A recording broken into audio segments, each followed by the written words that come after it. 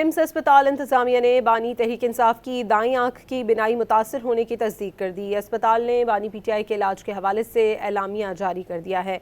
बानी तहरीक इंसाफ की दाईं आंख की बिनाई मुतासर होने की तस्दीक हो गई है।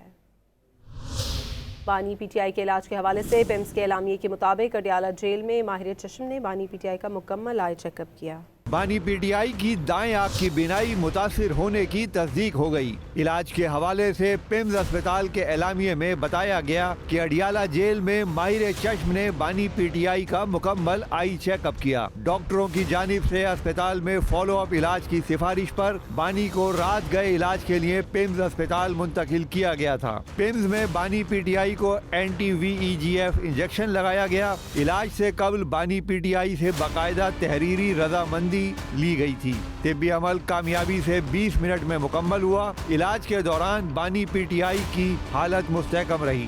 बानी पीटीआई को फॉलो अप हिदायत के साथ वापस जेल मुंतकिल कर दिया गया। Executive director PIMS professor Rana Imran Sikandar ने भी बानी के इलाज से मुतालिक तफसीलात फराहम की। Based on this assessment, a diagnosis of right central retinal vein occlusion was made and a hospital-based follow-up treatment was recommended.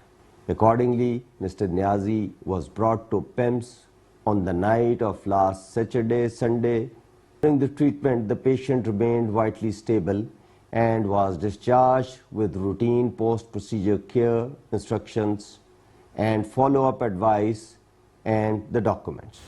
उधर तहरीक इंसाफ के रहनुमा सलमान अकरम राजा ने गुज़श्ता रोज इस्लामाबाद में chief justice of Pakistan Yahya Afridi से मुलाकात की। 30 मिनट से ज़ायद जारी मुलाकात में सलमान अकरम राजा ने चीफ जस्टिस को पीटीआई के तहफ़्फ़ुज़ात से आगाह किया। बानी पीटीआई की सेहत, उनके ऑपरेशन और मुलाकातों पर पाबंदी से भी आगाह किया गया।